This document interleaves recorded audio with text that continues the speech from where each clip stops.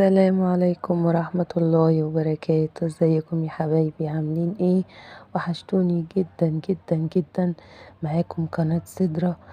النهاردة 31/12، يعني آخر يوم في السنة.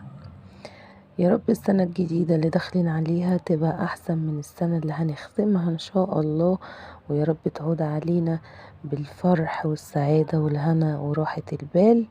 بحبكم جدا جدا.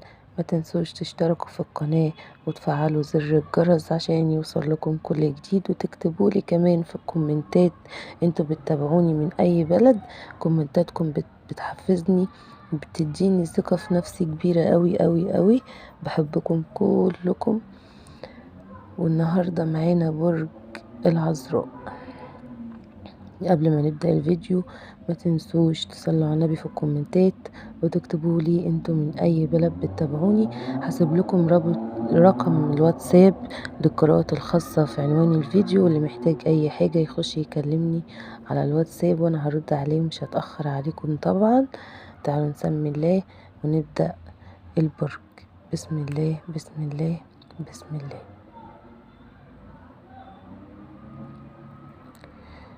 بص يا برج، انت في دوامة، في موجة، طالع نازل طالع نازل. انت مش عارف تستقر في حياتك. تمام. يومك مش احسن حاجة النهاردة. انت النهاردة يومك مش احسن حاجة. في حد انت بتكلمه وبيتهرب منك. في حد انت بتكلمه وبيتهرب منك. في شخصين في حياتك انت متعلق بيهم. في شخصين في حياتك انت متعلق بيهم.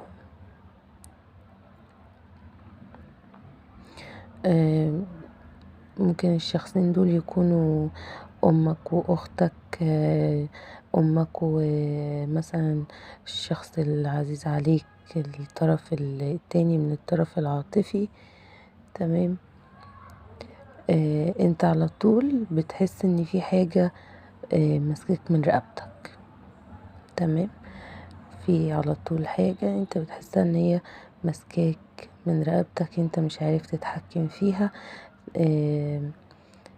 ارقي نفسك، يعني ارقي نفسك في حاجة انت مش عارف. هي بتخنقك، بتجيب لك كرشة نفس، مش بتخليك مش عارف تتكلم.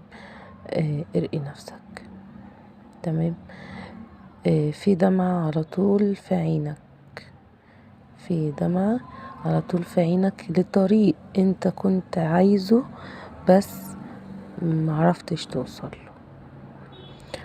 وطبعا احنا ربنا ما بيعملش معانا حاجة وحشة، فاكيد ربنا بعدك عن الطريق ده لسبب ما. فياريت ما تزعلش. في كلام كتير عليك، فقاقيع وبق كبير مفتوح عليك. ممكن انت تكون واصل لحاجة الناس مش متخيلك انك توصل لها. في ناس بصلك فيها، وفي ناس بقها ما بيتقفلش عنك. مش حاول تشوف مين الناس دي. ناس انت حكي لهم اكتر التفاصيل لحياتك. حاول انت ذات نفسك تقفل بقك عن حياتك الشخصية شوية، عشان الناس دلوقتي ما بتسلمش. حالتك العاطفية انا قلتلك في 2 انت متعلق بيهم.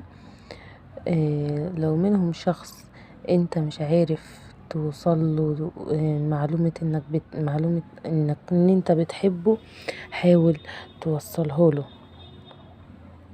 بكل الطرق. وانا بقولك يعني ان هو هيتقبلها بصدر رحب جدا جدا جدا. في ناس بتمشي وراك، يعني بص، 1 2 3 4 ويجي 5. في ناس بتمشي وراك، مش معنى ان هي بتمشي وراك ان هي بتراقبك مثلا، يعني بس لأ، يعني بتمشي وراك اللي هي بتتتبع خطواتك. عارف يعني ايه بتتتبع خطواتك؟ اللي هو اصل فلان قالي ان هو في الحتة الفلانية، اصل فلان قالي ان هو بيعمل الحاجة الفلانية.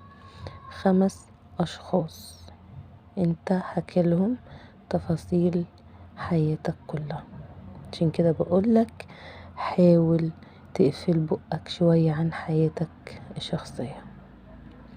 قلبك مقسوم نصين، قلبك مقسوم نصين، مجروح، قلبك مجروح مش عارف تقفل صفحة قديمة، ودايما كل ما بتفتكرها بتحس بوجع من مكان الجرح اللي انت اتجرحته من الطرف التاني، ايا يكن كان صديق، ايا يكن كان شريك، قريب، بس هو كان فيه قصة وانت اتجرحت منها.